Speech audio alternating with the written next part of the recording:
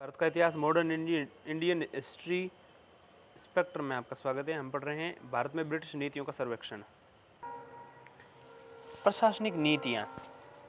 तो भारत में ब्रिटिश नीतियों का सर्वेक्षण करेंगे। सबसे पहले हम देखेंगे प्रशासनिक नीतियों को।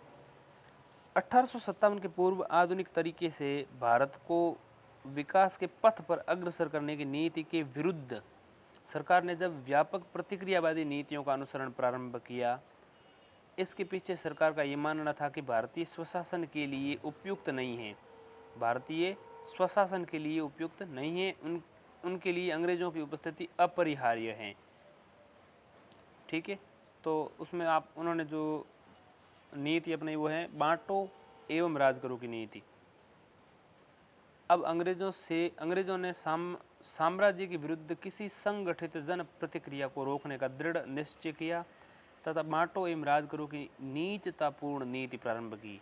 इस नीति के तहत उन्होंने शासकों को अपनी प्रजा के विरुद्ध, एक राज्य को दूसरे राज्य के विरुद्ध, एक क्षेत्र को दूसरे क्षेत्र के विरुद्ध, हिंदुओं को मुसलमानों के विरुद्ध उकसाने की नीति अपनाई। 1857 के विद्रोह के पश्चात मुसलमानों के दमन की जो नीति अपनाई गई थी, सरकार ने उसे त्याग दिया और निश्चय किया कि वह मुसलमानों के मध्य एवं उच्च शिक्षित वर्ग का प्रयोग राष्ट्रवाद के उदय को रोकने में करेगी। अपनी नीति के तहत उसने मुसलमानों को शिक्षा, सरकारी सेवाओं में प्रोत्साहन देना शुरू कर दिया तथा उनके राजनीतिक शोषण की प्रक्रिया भी प्रारंभ कर दी। इस कार्य के पीछे उसकी मंशा थी कि शिक्षित भारतीयों के मध्य टकराव पैदा करना तथा इसका उपयोग एक हथियार के रूप में उपनिवेशी शासन के हितों के लिए कर पाने में सक्षम होना। अब हम समझेंगे शिक्षित भारतीयों के प्रति द्वेष। भारत के उभरते मध्य वर्गीय राष्ट्रवादी नेतृत्व ने अंग्रेजों की शोषणकारी प्रशासनिक नीतियों का विश्लेषण किया तथा प्रशासन में भारतीयों की हिस्सेदारी की मांग की। इस समय जब भारत में राष्ट्रवादी आंदोलन शुभारंभ हुआ, 1885 में भारतीय राष्ट्रीय कांग्रेस की स्थापना हुई, अंग्रेजों ने इस कदम को उपनिवेशी शासन के विरुद्ध एक चुनौती के रूप में स्वीकार किया तथा उसने इस राष्ट्रवादी नेतृत्व के विरुद्ध शत्रुतापूर्ण रवैया अपना लिया। वास्तव में इसके बाद अंग्रेजों ने उन सभी व्यक्तियों एवं प्रयासों का विरोध किया जिन्होंने आधुनिक शिक्षा की वकालत की। जमींदारों के प्रति दृष्टिकोण। 1857 के विद्रोह को कुचलने के बाद ब्रिटिश सरकार ने भारतीयों के अत्यंत प्रतिक्रियावादी समूह अर्थात भूस्वामियों और जमींदारों के प्रति भी मित्रता का हाथ बढ़ाया। सरकार ने उन्हें अपना भक्त बनाने के लिए कई प्रकार की उपाधियां प्रदान की।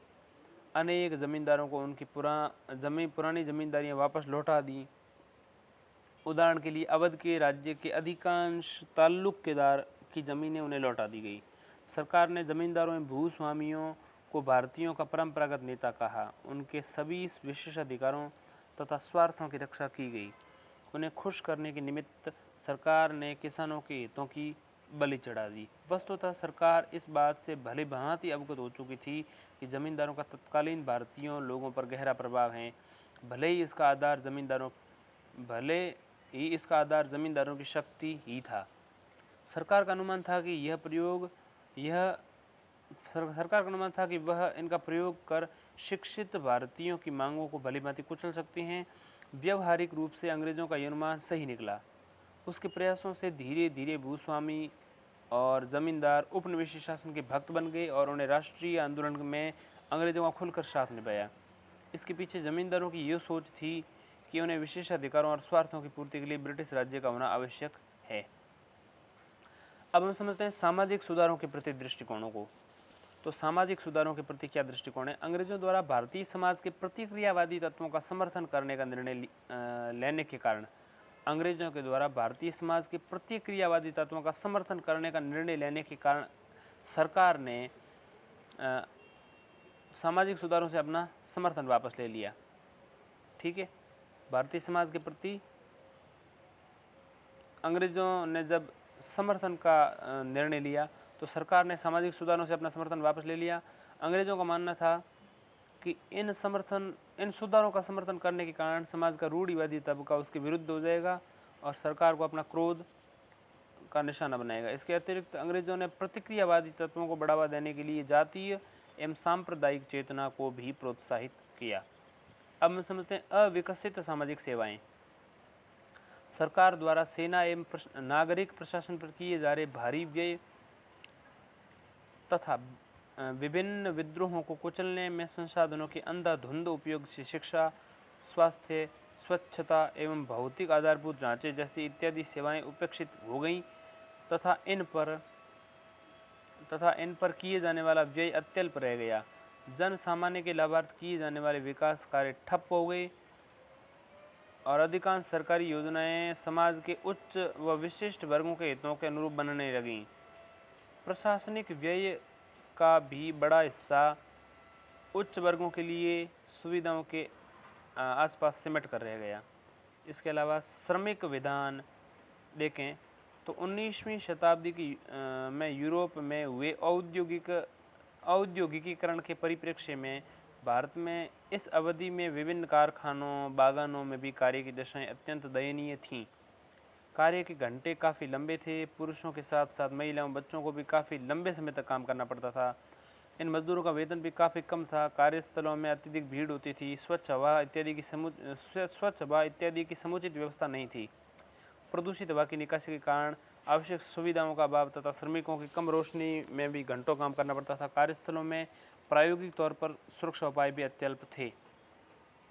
लेकिन आश्चर्यजनक रूप से भारत में कारखानों में कार्यरत श्रमिकों की दशाओं में सुधार और उनके विधान बनाने की मांग सर्वप्रथम भारत में नहीं अपितु ब्रिटेन में लंकाशायर के कपड़ा कारखानों के मालिकों द्वारा उठाई गई। उन्हें डर था कि भारतीय कपड़ा सस्ती मजदूरी के कारण इतना उनका प्रतिद्वंद्वी न बन जाए। इस मांग से भारतीय श्रमिक नेता काफ़ी प्रभावित हुए और उन्होंने मांग की कि भारतीय कपड़ा मिलों की निम्न स्तरीय कार्यदशाओं में सुधार किया जाए और मजदूरों का शोषण रोका जाए। उन्होंने कारखानों में कार्यदशाओं यानी वर्किंग कंडीशंस की जांच करने के लिए और एक आयोग गठित करने की भी मांग की। 1875 में ऐसे प्रथम आयोग की नियुक्ति की गई। 1875 में कारखानों में जो है दशा जांच करने के लिए प्रथम आयोग गठित किया गया और 1881 में प्रथम कारखाना अधिनियम बनाया गया। अब हम प्रथम कारखाना अधिनियम 1881 को समझते हैं। यह अधिनियम बाल श्रमिकों की समस्याओं से संबंधित था। 7 से 12 वर्ष की आयु के बीच के जो बच्चे थे उनके लिए मुख्य प्रावधान निम्नानुसार थे कि 7 वर्ष से कम आयु वाले बच्चों के काम पर रोक लगाई जाए। दूसरा, बच्चों के लिए एक दिन में काम करने की अवधि अधिकतम 9 घंटे से अधिक नहीं होनी चाहिए। इसके अलावा बाल श्रमिकों को 1 माह में 4 अवकाश दिए जाएं। इसके अलावा खतरनाक मशीनों के चारों ओर बाड़ लगा दी जाए। फिर 1891 का भारतीय कारखाना अधिनियम क्या आता है 10 वर्ष के पश्चात। 1881 में प्रथम अधिनियम जो 1881 में आया उस अधिनियम को भारतीय कारखाना अधिनियम 1881 कहते हैं। और दूसरा जो है भारतीय कारखाना अधिनियम 1891। इसमें बच्चों को काम करने के लिए न्यूनतम आयु 7 और 12 वर्ष से बढ़ाकर 9 वर्ष से 14 वर्ष कर दी गई। 7 से 14 वर्ष जो थी उसको 9 से 14 कर दिया।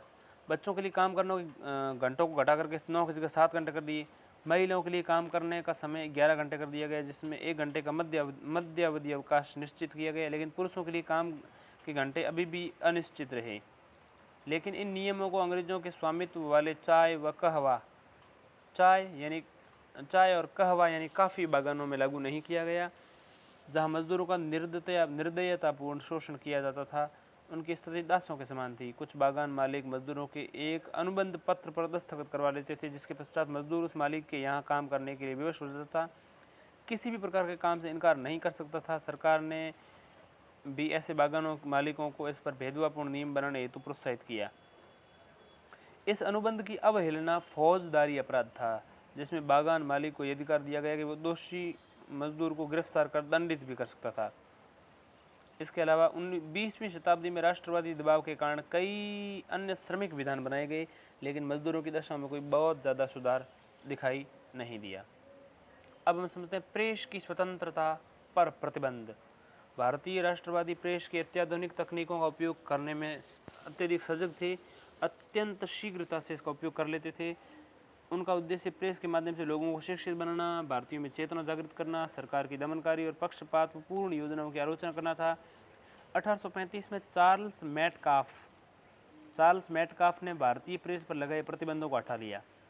लेकिन लिटन, जो इस बात से भयभीत था कि प्रेस के द्वारा राष्ट्रवादी भारतीयों में चेतना का प्रसार कर सरकार के लिए खतरा पैदा कर सकते हैं, वह भारतीय प्रेस के दमन पर उतर आया।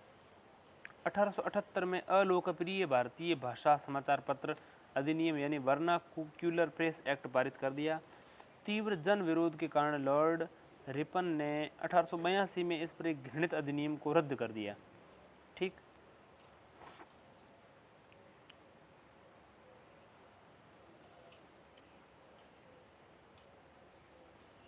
इसके पश्चात लगभग 2 दशकों तक भारतीय प्रेस के साये में फलता फूलता रहा। अंग्रेजों के भारतीय प्रेस के साये में फलता फूलता रहा, लेकिन स्वदेशी एवं बंग भंग विरोधी आंदोलन के कारण 1908 से 1910 में इस पर अनेक प्रतिबंध लगा दिए गए। प्रेस की स्वतंत्रता पर प्रतिबंध देखें तो भारतीय राष्ट्रवादी प्रेस के अत्याधुनिक तकनीक का उपयोग करने में अत्यधिक सजग थे, अत्यंत शीघ्रता से उपयोग कर लेते थे। उनका उद्देश्य प्रेस के माध्यम से लोगों को शिक्षित करना, भारतीयों में चेतना जागृत करना, सरकार की दमनकारी एवं पक्षपातपूर्ण योजनाओं की आलोचना करना था। इस संदर्भ में 1835 में चार्ल्स मैटकोप ने भारतीय प्रेस पर लगाए प्रतिबंधों को हटा लिया। 1835 में, लेकिन लिटन जो इस बात से भयभीत था कि प्रेस द्वारा राष्ट्रवादी भारतीयों की चेतना का प्रसार कर सरकार के लिए खतरा पैदा कर सकते हैं, वह भारतीय प्रेस के दमन पर उतर आया। लिटन जो थे दमन पर उतर आया लिटन दमन पर उतर आया और 1878 में लिटन ने अलोकप्रिय भारतीय भाषा समाचार पत्र यानी वर्नाकुलर प्रेस एक्ट पारित कर दिया। 1878 में लिटन ने तीव्र जन विरोध के कारण लॉर्ड रिपन जो है 1882 में इस घृणित अधिनियम को रद्द कर देता है। 1878 में लिटन लाता है, 1882 में ही 4 साल बाद ही इस वर्नाकुलर प्रेस एक्ट को जो है भारतीय भाषा समाचार पत्र अधिनियम इसको कहते हैं, अलोकप्रिय भारतीय भाषा समाचार पत्र अधिनियम को रद्द कर दिया। 1882 में रिपन ने किया, लाया लिटन, किया रिपन। इसके बाद 2 दशकों तक भारतीय प्रेस स्वतंत्रता के साये में फलता फूलता रहा, लेकिन स्वदेशी एवं बंग भंग विरोधी आंदोलन के समय 1908 एवं 1910 में इस पर अनेक प्रतिबंध लगा दिए गए। सबसे पहले रंग भेद की नीति समझते हैं। अंग्रेजों ने प्रजातीय सर्वश्रेष्ठता के विचार का अत्यंत व्यवस्थित ढंग से पालन किया। अपनी रंग भेद की नीति के चलते उन्होंने स्वयं को सर्वश्रेष्ठ घोषित किया तथा प्रशासन के सर्वोच्च पदों को भारतीयों से दूर रखा। अंग्रेजों ने नागरिक प्रशासन एवं सेना के साथ ही रेल के डिब्बों, पार्कों, होटलों, क्लबों में भी भेदभाव की नीति को लागू करने का घृणित प्रयास किया, लेकिन प्रजातीय सर्वश्रेष्ठता को प्रदर्शित करने के लिए अंग्रेजों ने भारतीयों को सरेआम पीटने, जिंदा जला देने, उनकी हत्या कर देने जैसे अमानवीय व कायरतापूर्ण हथकंडे भी अपनाए। एक स्थान पर लॉर्ड एल्गिन ने लिखा हम भारत पर केवल इसलिए शासन कर सके क्योंकि हम श्रेष्ठ नस्ल के थे। यद्यपि हमें भारतीयों को सरकारी सेवाओं में आने हेतु प्रोत्साहित करना चाहिए, किंतु उन्हें इस बात का बराबर एहसास कराते रहना होगा कि वे हमसे निकृष्ट हैं, तभी हमारे साम्राज्य के हित सुरक्षित रह सकेंगे। खत्म। ये किसने कहा? ऐसा किसने कहा? एल्गिन ने। अब हम समझते हैं भारत में अंग्रेजों की भू राजस्व नीतियां। अंग्रेजों के आगमन से पूर्व भारत में जो परंपरागत भूमि व्यवस्था कायम थी, उसमें भूमि पर किसानों का अधिकार था, ठीक, तथा फसल का एक भाग सरकार को दे दिया जाता था। 1765 में इलाहाबाद की संधि के द्वारा ईस्ट इंडिया कंपनी ने बंगाल, बिहार, उड़ीसा की दीवानी प्राप्त कर ली इलाहाबाद की संधि से। और 1771 में यद्यपि ईस्ट इंडिया कंपनी ने भारत में प्रचलित पुरानी भू राजस्व व्यवस्था को ही जारी रखा, किंतु कंपनी ने भू राजस्व की दरों में वृद्धि कर दी। धीरे धीरे कंपनी के खर्चे में वृद्धि होने लगी। भरपाई के लिए कंपनी भू राजस्व की दरों को और बढ़ाती है।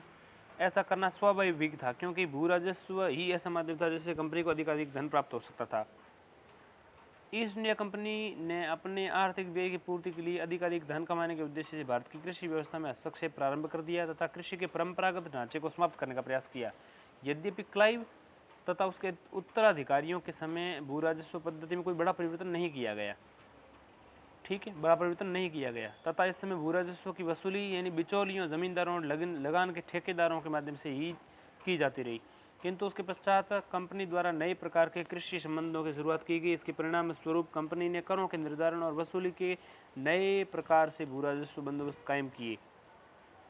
मुख्य रूप से अंग्रेजों ने भारत में 3 प्रकार की भू धृति पद्धतियां यानी लैंड टेन्योर सिस्टम अपनाई। पहली जमींदारी, दूसरी रैयतवाड़ी, तीसरी महालवाड़ी। यद्यपि 1772 में वॉरेन हेस्टिंग्स ने इजारेदारी प्रथा भी प्रारंभ की, किंतु ये व्यवस्था ज़्यादा दिनों तक नहीं चली।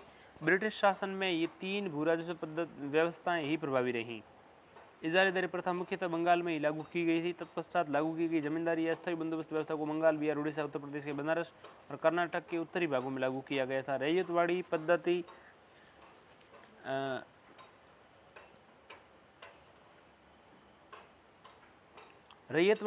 पद्धति मद्रास, बम्बई, असम के कुछ भागों में लागू की गई। महलवाड़ी पद्धति मध्य प्रांत, यूपी और पंजाब में लागू की गई। इन भू राजस्व व्यवस्थाओं का वर्णन इस प्रकार है। सबसे पहले हम समझते हैं इजारेदारी प्रथा। 1772 में लॉर्ड वॉरेन हेस्टिंग्स ने एक नई भू राजस्व पद्धति लागू की, जिसे इजारेदारी प्रथा के नाम से जाना जाता है। इस पद्धति को अपनाने का मुख्य उद्देश्य अधिक भू राजस्व वसूल करना था। इस व्यवस्था की 2 मुख्य विशेषताएं। पहले, इसमें 5 वर्षीय ठेके की व्यवस्था की गई। 1772 में लागू की गई वॉरेन हेस्टिंग्स के द्वारा जो इजारेदारी प्रथा शुरू की गई, उसमें 5 वर्षीय ठेके की व्यवस्था की गई। सबसे अधिक बोली लगाने वाले को भूमि ठेके पर दी जाती थी। 5 वर्ष के लिए ठेका होता था। जो सबसे ज़्यादा लगाएगा बोली, उसको मिल जाएगी भूमि ठेके पर, और फिर वो टैक्स कलेक्शन करेगा, भू राजस्व अपनाएगा। किंतु इस व्यवस्था से कंपनी को ज़्यादा लाभ नहीं हुआ, क्योंकि इस व्यवस्था से उसकी वसूली में अस्थिरता आ गई। 5 वर्षीय ठेके के इस दोष के कारण 1770 में इसे परिवर्तित कर दिया गया और ठेके की अवधि 1 वर्ष कर दी गई। अर्थात अब भू राजस्व की वसूली का ठेका प्रतिवर्ष किया जाने लगा। किंतु प्रतिवर्ष ठेके की ये व्यवस्था और असफल रही, ठीक, क्योंकि इससे भू राजस्व की दर और वसूल की राशि मात्रा प्रतिवर्ष परिवर्तित होने लगी। इससे कंपनी को यह अनिश्चित होती थी कि अगले वर्ष कितना लगान वसूल होगा। इस व्यवस्था का एक दोष ये भी था कि प्रति वर्ष नए नए ठेका लेकर किसानों से अधिक भू राजस्व वसूलते थे। चूँकि इसमें इजारेदारों यानी ठेकेदारों और जमींदारों का भूमि पर अस्थायी स्वामित्व होता था, इसलिए वे भूमि सुधारों में कोई रुचि नहीं लेते थे। उनका मुख्य उद्देश्य अधिक से अधिक लगान वसूलना होता था, इसलिए वे किसानों का उत्पीड़न भी करते थे। ये इजारेदार वसूली की पूरी रकम भी कंपनी को नहीं देते थे। इस व्यवस्था के कारण किसानों पर अत्यधिक बोझ पड़ता था और वे कंगाल होने लगे।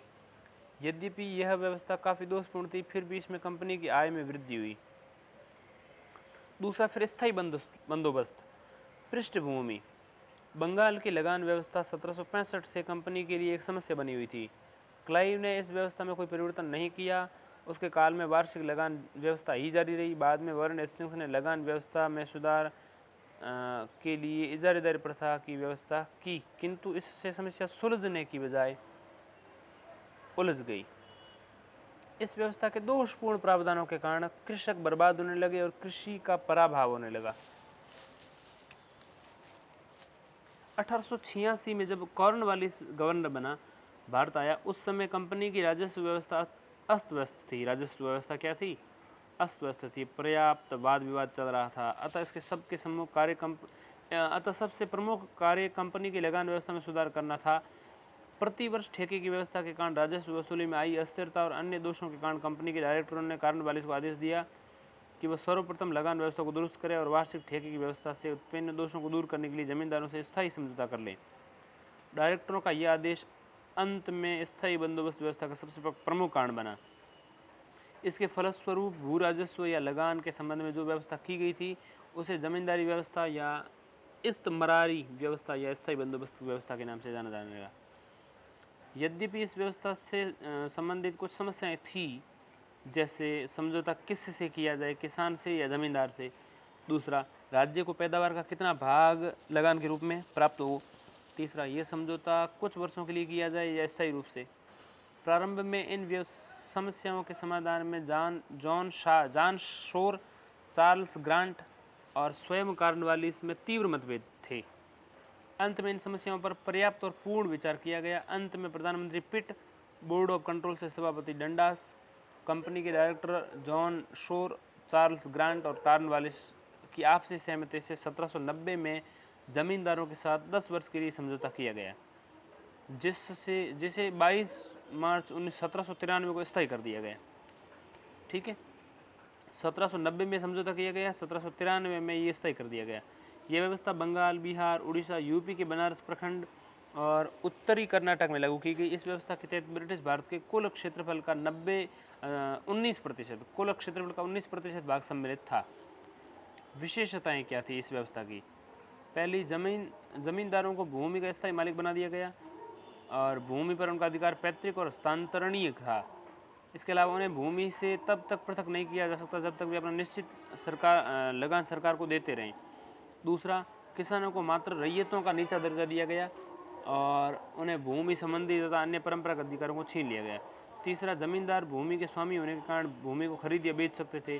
चौथा, जमींदार अपने जीवन काल में या वसीयत द्वारा जमींदारी अपने वैध उत्तराधिकारी को दे सकते थे। इसके अलावा जमींदारों से लगान वसूलने के लिए जमींदारों से लगान सदैव के लिए निश्चित कर दिया गया।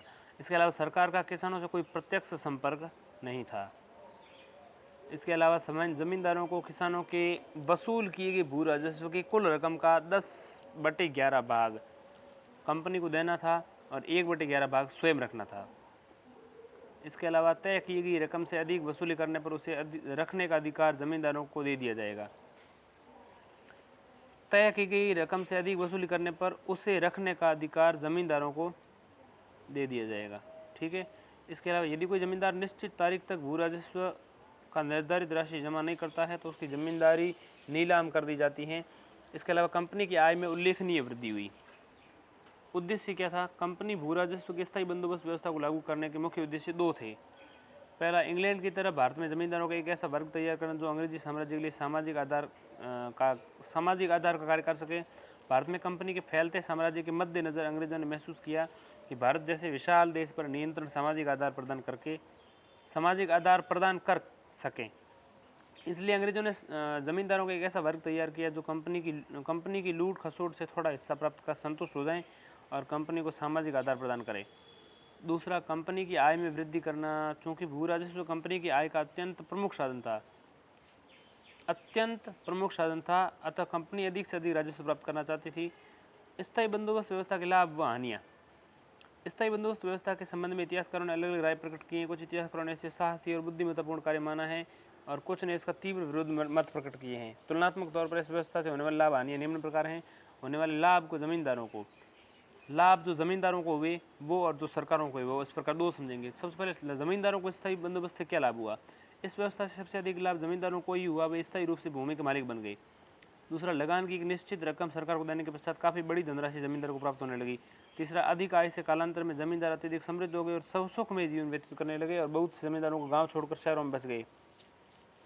इसके अलावा सरकारों को लाभ जो हुए स्थायी बंदोबस्त के वो है सरकारों के जमींदारों के रूप में सरकारों को ऐसा वर्ग प्राप्त हुआ जो हर परिस्थिति में सरकार का साथ देने के लिए तैयार था। जमींदारों के इस वर्ग ने अंग्रेजी सत्ता को सामाजिक आधार प्रदान किया और कई अवसरों पर ब्रिटिश सरकार के विरुद्ध किए गए विद्रोह को कुचलने में सहायता की। कालांतर में जमींदारों ने अनेक संस्थाएं जैसे land owner association, land holders association इत्यादि बनाई और स्वतंत्रता संघर्ष में सरकार के प्रति अपनी अटूट निष्ठा घोषित की। इसके अलावा सरकार की आय में अत्यधिक वृद्धि हो गई। सरकार की आय निश्चित हो गई, इससे बजट तैयार होने में उससे आसानी हुई। सरकार को प्रतिवर्ष राजस्व की दरें और अनेक ठेके देने के झंझट से मुक्ति मिल गई। इसके अलावा कंपनी के कर्मचारियों को लगान व्यवस्था से मुक्ति मिल गई, जिससे वे कंपनी के व्यापार की ओर अधिक ध्यान दे सके और प्रशासनिक व्यय में भी कमी आई और प्रशासनिक कुशलता बढ़ी। अन्य कार्य क्या सुधार हुए कि राजस्व में संभावनाओं की वृद्धि के कारण जमींदारों ने कृषि में स्थायी रुचि लेनी प्रारंभ कर दी और उत्पादन कृषि में वृद्धि के अनेक प्रयास किए गए। इससे कृषि उत्पादन में वृद्धि हो गई। कृषि में उन्नति होने से व्यापार में उद्योग की प्रगति हुई। जमींदारों से न्याय व शांति स्थापित करने की जिम्मेदारी छीन ली गई, जिससे उनका ध्यान मुख्यतः कृषि के विकास में लगा और सूबों की आर्थिक संपन्नता में वृद्धि हुई। सूबों की आर्थिक संपन्नता से सरकार को लाभ हुआ। हानियाँ क्या है? हानियाँ, इस व्यवस्था से सबसे अधिक हानि किसानों को हुई। इससे उनके भूमि संबंधी और अन्य परंपरागत अधिकार छीन लिए गए। वे केवल खेती और मजदूर बनकर रह गए। किसानों को जमींदारों के अत्याचारों और शोषण का सामना करना पड़ा। वे पूर्णतः जमींदारों की दया पर निर्भर होते थे।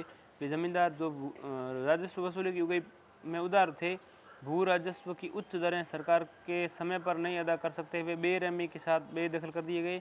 उनकी जमींदारी जो है नीलाम कर दी गई। ठीक, जमींदारों उन जमींदारों को बाहर बेदखल कर दिया गया जो मतलब उगा ही नहीं कर सकते थे, उदार थे वे। इसके अलावा जमींदारों के समृद्ध होने से विलासितापूर्ण जीवन व्यतीत करने लगे, जिससे सामाजिक भ्रष्टाचार में वृद्धि हुई। इसके अलावा स्थायी बंदोबस्त व्यवस्था ने कालांतर में राष्ट्रीय स्वतंत्रता संघर्ष को भी हानि पहुंचाई। इसके अलावा जमींदारों का ये वर्ग स्वतंत्रता संघर्ष में अंग्रेजों का भक्त बना रहा और कई अवसरों पर राष्ट्रवादियों के विरुद्ध सरकार की मदद भी की। इसके अलावा इस व्यवस्था ने किसान दिनादिन निर्धन हो गए और उन्हें जमींदारों के विरुद्ध असंतोष बढ़ने लगा। कालांतर में होने वाले कृषक आंदोलनों में से कुछ के लिए असंतोष ने भी योगदान दिया। मतलब कृषक आंदोलन जो है उसमें कुछ आंदोलनों में इस असंतोष ने कि जो जमींदार हैं वो उनका शोषण करता था, इस असंतोष ने भी उनका कृषक आंदोलन जो हुए थे आगे उनमें सहयोग किया। कृषक आंदोलनों की पृष्ठभूमि तैयार करने में अप्रत्यक्ष भूमिका निभाई इस व्यवस्था ने। इसके अलावा इस व्यवस्था से सरकार को भी हानि हुई, क्योंकि उत्पादन में वृद्धि के साथ साथ उसकी आय में कोई वृद्धि नहीं हुई। उनका संपूर्ण लाभ केवल जमींदारों को ही प्राप्त होता रहा। इस प्रकार स्पष्ट है कि स्थायी बंदोबस्त से सर्वाधिक लाभ जमींदारों को हुआ। यदि भी सरकार की आय भी बढ़ी, किंतु अन्य दृष्टिकोण से इस लाभ के स्थान पर हानि अधिक हुई। इसके अतिरिक्त संपूर्ण लाभ 15 से 20 वर्ष या इससे अधिक थोड़े समय के लिए बंदोबस्त प्राप्त किए जा सकते। इस बंदोबस्त को स्थायी करने की आवश्यकता नहीं थी। इस प्रकार स्थायी बंदोबस्त व्यवस्था कुछ समय के लिए भले ही लाभदायक रही हो, किंतु दीर्घकालिक लाभ प्राप्त नहीं हुआ। इसलिए कुछ स्थानों के अलावा अंग्रेजों ने इस व्यवस्था को भारत के अन्य भागों में लागू नहीं किया। स्वतंत्रता के पश्चात सभी स्थानों से इस व्यवस्था को समाप्त कर दिया गया। अब बात करते हैं रैयतवाड़ी व्यवस्था की। स्थायी बंदोबस्त के पश्चात ब्रिटिश सरकार ने भू राजस्व की एक नई पद्धति अपनाई, जिसे रैयतवाड़ी बंदोबस्त कहा गया। मद्रास के तत्कालीन गवर्नर जो 1820 से लेकर 1827 तक गवर्नर था, उस गवर्नर टॉमस मनरो ने 1820 में प्रारंभ की इस व्यवस्था को, ठीक है, मद्रास में। इस व्यवस्था को मद्रास, बम्बई और असम के कुछ भागों में लागू किया गया। बम्बई में इस व्यवस्था को लागू करने में बम्बई के तत्कालीन गवर्नर एल्फिंस्टन ने महत्वपूर्ण योगदान दिया, जो 1819 से 1827 तक बम्बई का गवर्नर था, ठीक है। भू राजस्व की इस व्यवस्था में सरकार ने रैयतों अर्थात किसानों को सीधा बंदोबस्त किया। अब रैयतों को भूमि के मालिकाना हक और कब्जादारी अधिकार दे दिए गए। सीधे या व्यक्तिगत रूप से स्वयं सरकार को लगान अदा करने के लिए उत्तरदायी थे।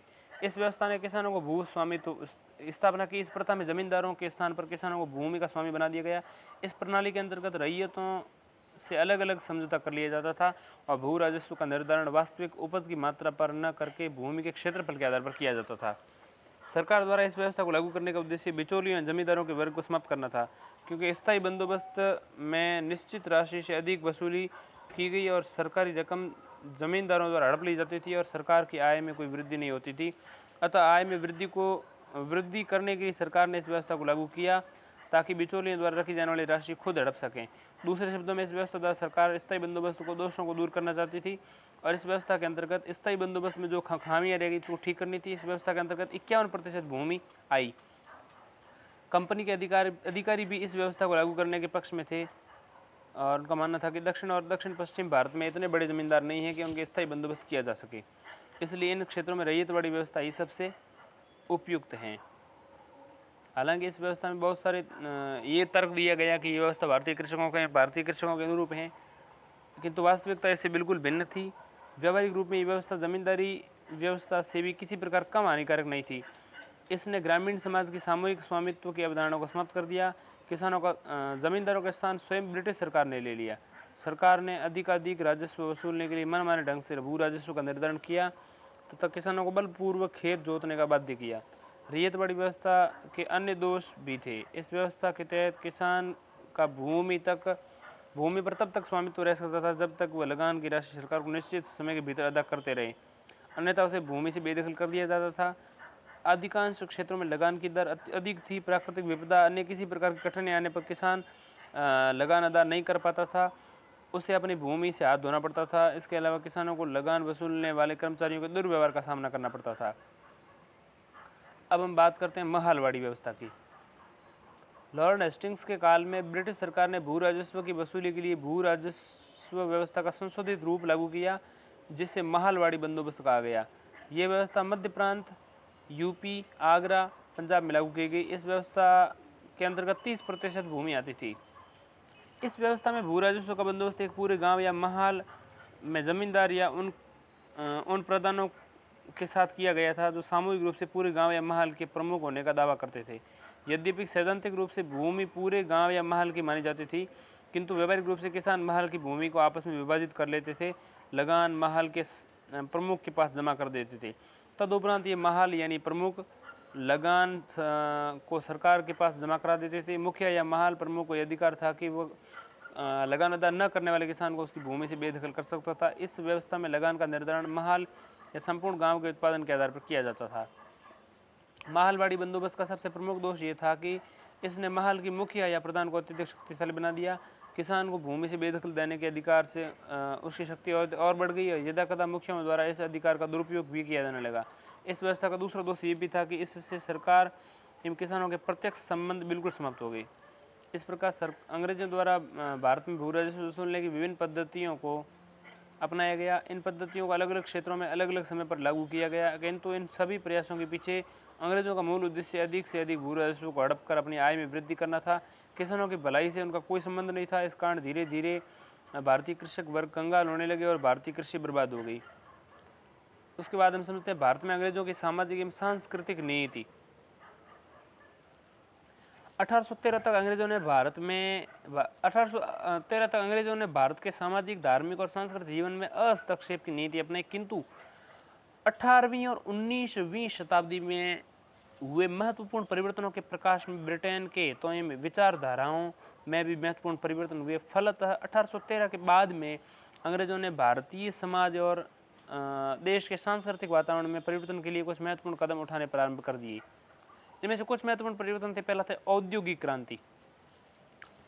उसमें जो कारण थे परिवर्तन, कुछ परिवर्तन इस प्रकार थे: औद्योगिक क्रांति, फिर बौद्धिक क्रांति, फिर फ्रांसीसी क्रांति। ये महत्वपूर्ण क्रांतियां देखिए।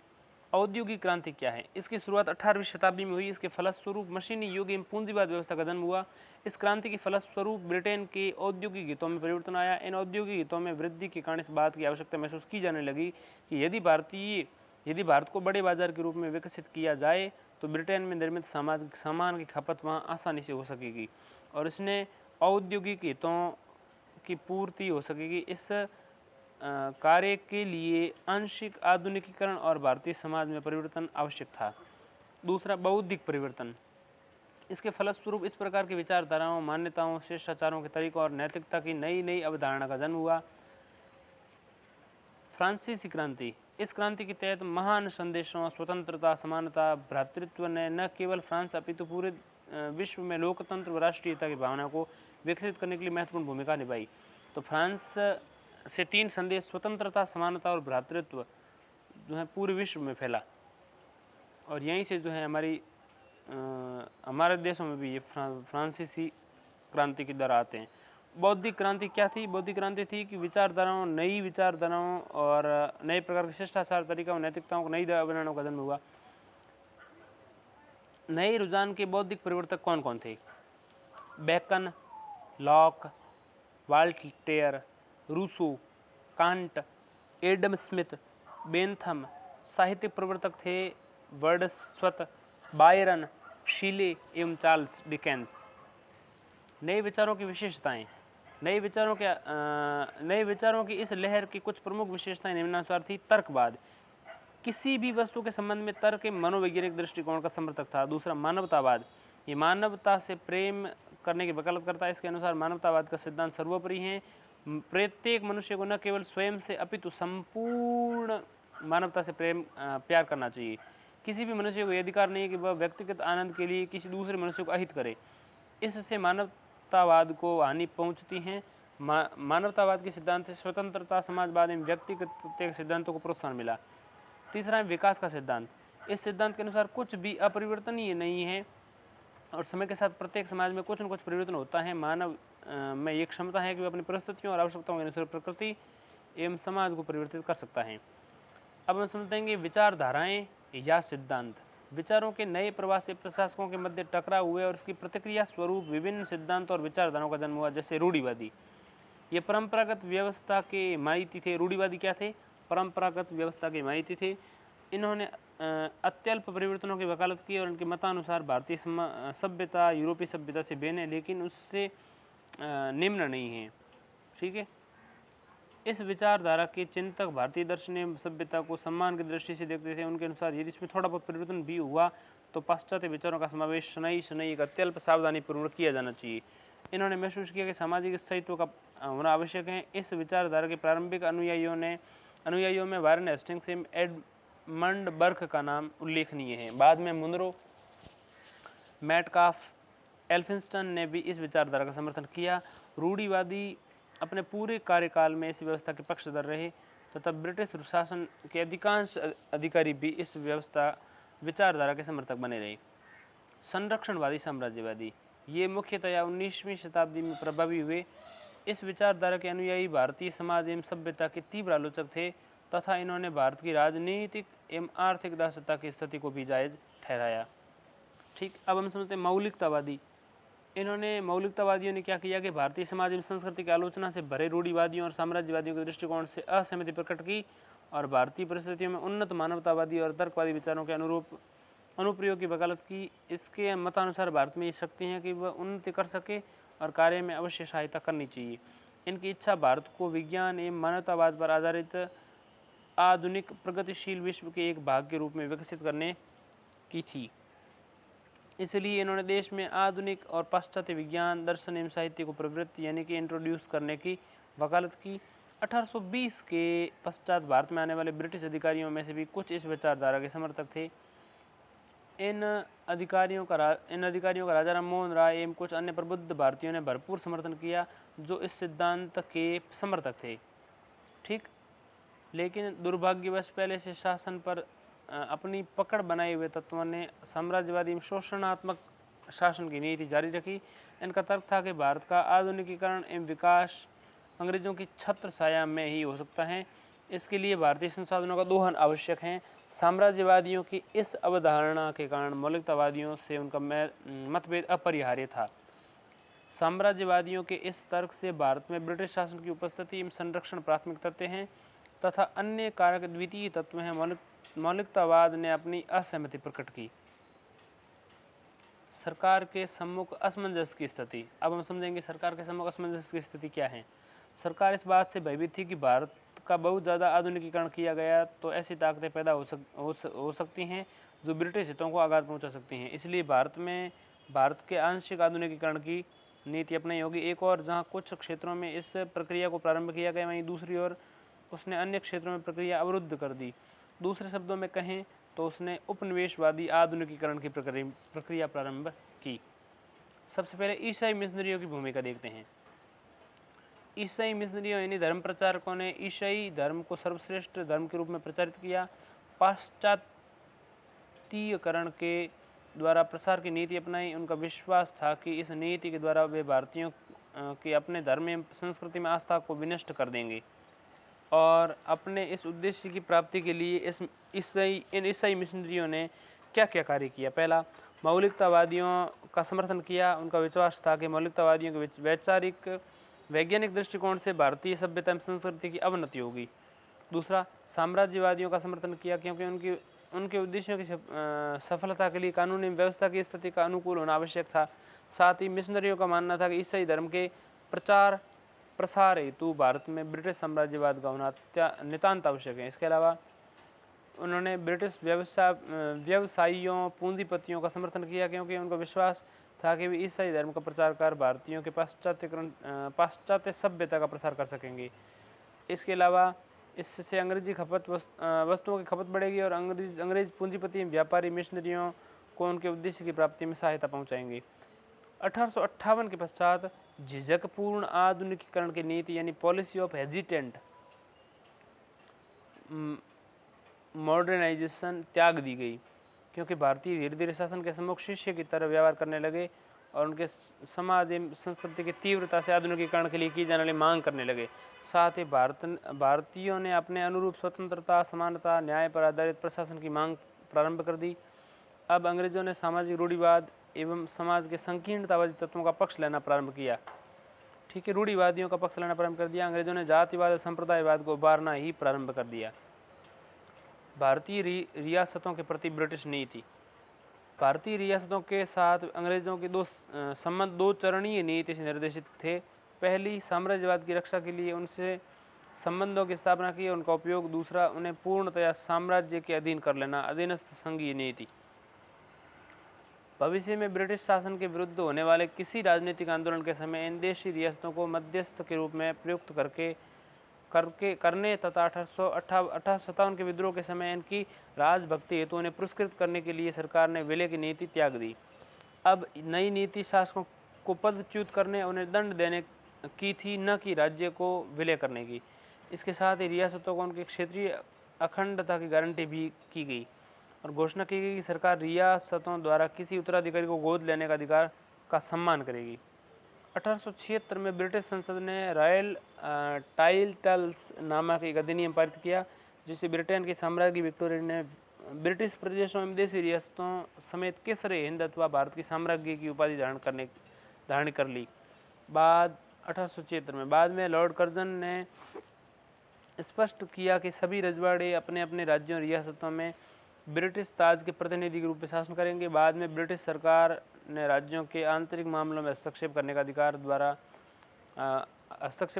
द्वारा अपने सर्वोच्च श्रेष्ठता की नीति को बनाए रखा। इसके अलावा सरकार इन राज्यों को अपने रेजिडेंट नियुक्त कर इसके अलावा अधिकारियों की नियुक्ति या बर्खास्तगी संबंधी मामलों में हस्तक्षेप कर अपने हस्तक्षेप करने का अधिकार का पक्ष पोषण करती रही। कालांतर में ब्रिटिश सरकार ने संचार, रेलवे, सड़क, टेलीग्राफ, नहरों, पोस्ट ऑफिस आदि का इन राज्यों में आधुनिक ढंग से विकास किया तथा इन माध्यमों द्वारा भी उसे राज्यों में दखल देने का अवसर बराबर मिलता रहा। राज्यों के मामलों में हस्तक्षेप करने का सरकार का एक उद्देश्य था कि इससे राष्ट्रवाद के उदय एवं अलोकतांत्रिक भावनाओं के प्रसार को रोका जा सके। लेकिन इन आधुनिक राजनीतिक आंदोलनों का सकारात्मक पक्ष ये था कि इन प्रयासों से अंग्रेजों ने इन राज्यों में आधुनिक प्रशासकीय संस्थाओं को अपनाने हेतु प्रोत्साहित किया। भारत में ब्रिटिश विदेश नीति। अंग्रेजों की विदेश नीति ब्रिटिश साम्राज्यवाद के हितों की संरक्षक थी, किंतु विदेश नीति का स्वरूप ऐसा था कि इसने समय समय पर पड़ोसी देशों के साथ विवादों को भी जन्म दिया। इन विवादों के कई कारण थे। प्रथम, संचार के आधुनिक साधनों के प्रयोग ने भारत को राजनीतिक एवं प्रशासनिक रूप से एक सूत्र में आबद्ध कर दिया। इसके साथ ही देश की रक्षा एवं अन्य कार्यों के निमित्त सरकार एवं प्रशासन की पहुंच देश के दूर दराज एवं सीमावर्ती क्षेत्रों में आसान हो गई। इसके फलस्वरूप सीमावर्ती क्षेत्रों में झड़पें होने लगी, विदेश नीति ये कहती है। इसके अलावा दूसरा काम ये हुआ कि ब्रिटिश सरकार का एक प्रमुख उद्देश्य था कि वह एशिया एवं अफ्रीका में क्या करें कि अमूल्य भारतीय साम्राज्य की सुरक्षा सुनिश्चित करे। इसके अलावा ब्रिटेन के वाणिज्यिक एवं आर्थिक हितों का विस्तार करे। इसके अलावा ब्रिटेन की प्रतिद्वंद्वी अन्य साम्राज्यवादी शक्तियों से अपने उपनिवेश तथा अपने हितों की रक्षा करे और उसे अक्षुण्ण बनाए रखे। इन उद्देश्यों के कारण ब्रिटिश साम्राज्यवादी शासकों ने भारत के सीमा क्षेत्र के बाहर अनेक विजय की और अपने साम्राज्य का विस्तार किया, किंतु इस क्रम में उसकी तत्कालीन अन्य साम्राज्यवादी ताकतों जैसे रूस, फ्रांस से भी झड़पें भी हुई। जबकि इन सभी कार्यों में ब्रिटेन के स्वार्थों की पूर्ति हो रही थी। भारत के धन को अंधाधुंध तरीके से व्यय किया जा रहा था, भारतीयों का खून बह रहा था। भारत के विभिन्न पड़ोसियों के साथ ब्रिटिश संबंधों का सर्वेक्षण भारत के ब्रिटिश विस्तार एवं सुदृढ़ीकरण नामक अध्याय में किया गया है, वहां आप आराम से पढ़ सकते हैं। प्रमुख विचार जानते हैं। चार्ल्स वुड जो भारत का सचिव था, राज्य सचिव था, 1859 से 1866 तक जो रहा, उसने क्या कहा? समस्त अनुभव हमें ये शिक्षा देता है कि जहाँ भी एक प्रभावी जाति एक अन्य जाति पर राज करती है तो सरकार का मृदुतम स्वरूप भी निरंकुशता होता है। अनिल सील ने क्या कहा? अनिल सील ने कहा, मनोनयन, प्रतिनिधित्व एवं चुनाव जैसी व्यवस्थाएं भारतीयों को साम्राज्यवादी शासन का अंत करने के लिए सूचीबद्ध करने जैसी हैं। इसके अलावा उत्तर पश्चिम एवं पंजाब में हिंदुओं और मुसलमानों के मध्य मतभेद बढ़ने की खबरें सुनकर मुझे खेद हुआ है। ऐसा किसने कहा? मैं बताऊंगा बाद में। उत्तर पश्चिम एवं पंजाब में हिंदुओं और मुसलमानों के मध्य मतभेद बढ़ने की खबरें सुनकर मुझे खेद हुआ है, लेकिन दोनों के मध्य एकता होनी चाहिए या मतभेद, ये तय करना अत्यंत कठिन है। वैसे यदि एकता होगी तो ब्रिटिश साम्राज्य के लिए खतरनाक होगा और यदि मतभेद होगा तो अंग्रेजों को शासन करने के लिए मुश्किलें आएंगी, क्योंकि सांप्रदायिक दंगे जैसी घटनाएं होंगी। और फिर भी यदि उपनिवेशवादी हितों के मद्देनजर सोचा जाए तो हिंदुओं और मुसलमानों के मध्य मतभेद होना ही अंग्रेजों के लिए अधिक लाभप्रद होगा, ऐसा हैमिल्टन ने कहा। भारत सचिव था 1897 में। नेहरू जी क्या कहते हैं, हमसे कहा गया है कि अंग्रेज साम्राज्यवादी प्रजाति के हैं और हम पर शासन करना उनका ईश्वर प्रदत्त अधिकार है। यदि हमने उनका विरोध किया तो वे अपनी साम्राज्यवादी प्रजाति के शेर जैसे गुणों को दिखाना प्रारंभ कर देंगे, नेहरू ने कहा। F.G. हचिंस ने क्या कहा, अंग्रेजों को भारतीय रजवाड़ों की आवश्यकता थी, रजवाड़ों को अंग्रेजों की, लेकिन एक राष्ट्र के रूप में भारत को न तो अंग्रेजों की जरूरत थी और न ही रजवाड़ों की, ऐसा F.G. हचिंस ने कहा। बहुत अच्छा कहा। इस पाठ का सारांश समझे तो सबसे पहले हम प्रशासनिक नीतियां समझी, बांटो और राजगुरु की नीति, फिर शिक्षित भारतीयों के प्रति द्वेष की नीति, फिर प्रतिक्रियावादी समूहों में राष्ट्रवादियों के विरुद्ध खड़ा करने का निर्णय, फिर सामाजिक सुधारों के समर्थन वापस लेने का निर्णय, फिर सामाजिक सेवाओं की उपेक्षा, फिर अपर्याप्त तथा अधूरे मन से कुछ श्रमिक कानूनों का निर्माण, इसके अलावा प्रेस की स्वतंत्रता का प्रतिबंध, फिर रंग भेद की नीति, ब्रिटिश सामाजिक एवं सांस्कृतिक नीतियाँ 1813 तक, हस्तक्षेप की नीति 1813 के पश्चात जो हैं अंतर्राष्ट्रीय कारकों जैसे औद्योगिक क्रांति, बौद्धिक क्रांति, फ्रांसीसी क्रांति के कारण भारतीय समाज को परिवर्तित करने के लिए उठाए गए कदम, प्रमुख विचारधारा में फिर रूढ़िवादी, संरक्षणवादी, साम्राज्यवादी। फिर विदेश नीति देखें तो ब्रिटिश साम्राज्य की रक्षा, उसके हितों के पक्ष पोषण हेतु प्राकृतिक भौगोलिक सीमाओं को लांघने का निर्णय, अन्य यूरोपीय प्रतिद्वंद्वियों को दूर करना, इसके अलावा ब्रिटेन के आर्थिक एवं व्यापारिक हितों को प्रोत्साहित करना। उसके पश्चात हम भारत में ब्रिटिश शासन का आर्थिक प्रभाव, लेकिन बाद में पढ़ेंगे, अभी नहीं।